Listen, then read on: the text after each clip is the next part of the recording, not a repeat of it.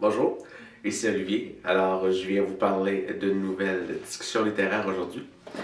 Alors, je suis en train de lire Under the Dome, qui je crois en français est traduit Sous le dôme. C'est un livre de Stephen King que je suis en train de lire en anglais présentement. Et c'est une espèce de grande épopée de 1000 pages. Alors, je suis rendu, j'arrive presque à la moitié. Et là, j'avais besoin de reprendre mon souffle. Donc, j'ai décidé de lire deux petits à côté, dont le roman que je viens de vous parler aujourd'hui, qui est Et un jour, et au pire, on se mariera de Sophie ou Sylvie. Sophie, bienvenue. On voit que j'ai vraiment fait mes recherches avant de me lancer dans cette présentation. Alors, c'est un auteur que j'avais pas entendu parler. Jamais entendu parler. C'est mon ami Patrick qui m'en a parlé.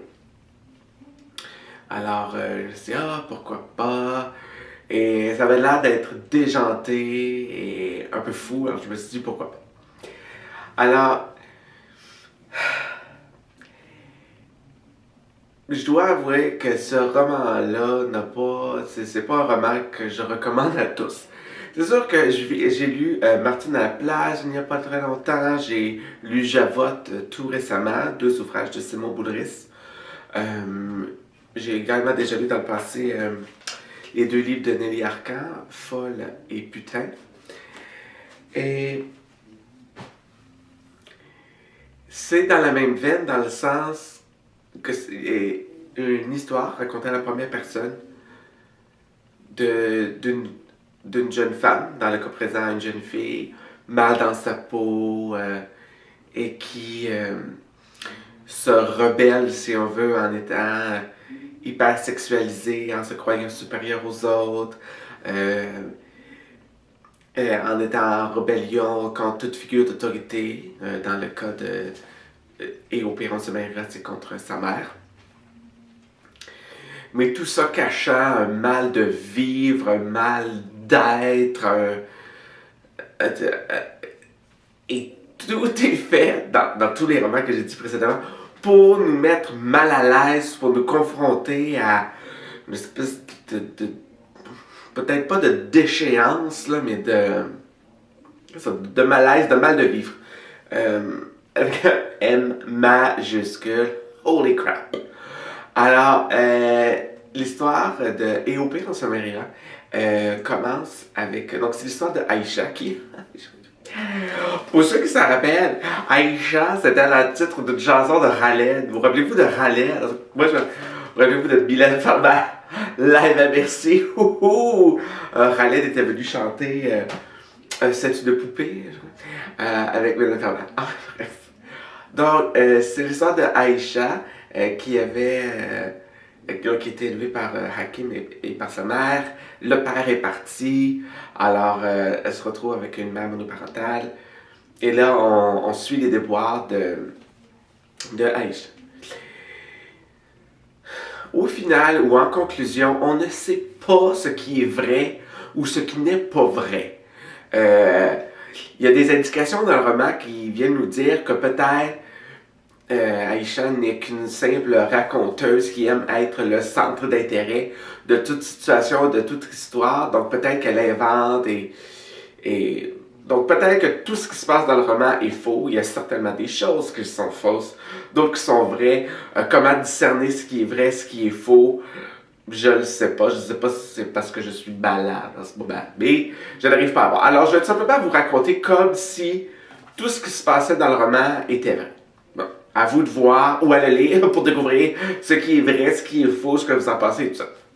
Alors, c'est une fille, donc, une fille, on sait qui est à l'école, mais qui n'aime pas l'école, et qui a sa mère monoparentale, et qui est un peu laissée à elle-même pour son compte. Donc, la mère est infirmière, donc a des horaires un peu folles, donc est beaucoup laissée à soi-même. Ses deux meilleures amies sont, oh mon dieu, c'est Jo et Mel, je crois. Deux prostituées transsexuelles ou travesties, je ne me rappelle plus. Euh, donc, elle vit dans un quartier un peu mal paumé de Montréal. Et là, elle est encore triste ou en rébellion que son père soit parti et elle tombe amoureuse de Baz. Et là, plus l'histoire avance et plus il y a des choses qui ressortent et c'est une espèce de poupée russe. Plus on avance dans le roman, plus les détails surgissent.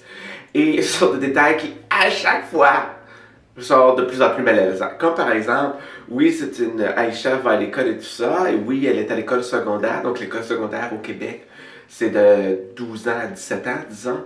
Alors, selon le matériel présenté, sa manière d'agir, ses amis, son amour avec Baz, le fait qu'elle baise avec un garçon pour rendre jaloux Baz. Alors moi, je me dis, alors, 16 ans, 17 ans, 13. Wouhou! Alors, notre petite Aïcha, hyper sexualisée, a 13 ans, et là, pourquoi est-elle hyper sexualisée? Elle aurait été molestée par Hakim, son père, mais qui finalement ne serait peut-être pas son père, mais simplement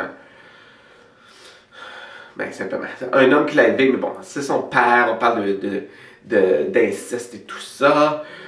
Et là, Baz n'est pas tout simplement un jeune homme de 13, 14 ou même 15 ans. Oh non, c'est un homme. Je ne me rappelle pas qu'on stipule son âge. C'est vingtaine, trentaine ou quarantaine, en tout cas, bref. C'est un homme avec une toute petite jeune fille. Alors c'est ça, au début elle appelle son chum, on s'aime, on s'embrasse et tout ça, et là plus ça avance, plus on se rend compte, ok, finalement vous êtes-vous déjà embrassés? Mais tu sais, on s'est pas déjà vraiment embrassé, mais c'est tout comme alors. Allez voir ce qui est vrai, ce qui est faux. Alors, mais ils finiraient quand même, ils auraient baisé ensemble. Ont-ils vraiment baisé ensemble ou non? Là n'est pas le point. Le point est que c'est décrit dans ce merveilleux roman que cette jeune fille de 13 ans et ce vieil homme couchent ensemble. Parce qu'elle l'aime. Et là, elle devient jalouse d'une nouvelle blonde de Baz. Et il y a une histoire de meurtre et tout ça. Enfin bref, donc c'est vraiment... Ce personnage-là n'est ni sain dans sa tête, ni ses actions sont complètement folles et stupides. Voilà. Mais c'est pas un roman que j'ai aimé lire. J'ai fini le roman, je me suis dit, non, encore une fois, une jeune fille dans le malaise, le mal de vivre, blablabla, qui passe son temps à... Ok, je veux dire... Je suis quelqu'un qui respecte l'autorité, donc autant au travail, à l'école, peu importe les parents. Et là, de voir cette jeune fille-là engueuler, traiter sa mère de conne, connasse, grosse pute, blabla. Oh, mon Dieu, prends-en sur toi, t'as 13 ans. Qu'est-ce que tu connais de la vie à 13 ans? Oh! Mais bon, c'est quelqu'un qui est... Vous allez me dire... oui, mais qui a été molesté, qui a eu la vie difficile, qui a vécu un petit... Et à un moment donné, il y a des excuses, et d'autres fois, c'est que c'est quelqu'un de juste fou. Donc, disons qu'au niveau du contenu, donc vraiment l'histoire, les personnages, c'est pas quelque chose qui m'a plu. Par contre, j'ai trouvé que le personnage était bien développé, que l'histoire est intéressante, qu'on ait pu nous raconter toute cette espèce d'histoire de poupée russe-là, qu'est-ce qui est vrai, qu'est-ce qui est faux. C'est quelque chose que Madame Bienvenue devrait être fière d'avoir accompli. C'est quelque chose d'extraordinaire que j'ai trouvé captivant, mais disons, c'est ça, c'est juste le sujet de l'histoire qui a été vraiment mon problème. Et en tant que linguiste, laissez-moi vous dire que l'écriture de ce roman-là est extraordinaire. Ce livre devrait être donné à tous les étudiants du primaire, du secondaire. On devrait l'enseigner. Mon Dieu, s'il vous plaît, si tout le monde pouvait écrire comme ça, ce serait génial. Donc c'est très idiomatique comme écriture. Donc oubliez votre grammaire formelle. Pour les gens qui ne sont pas...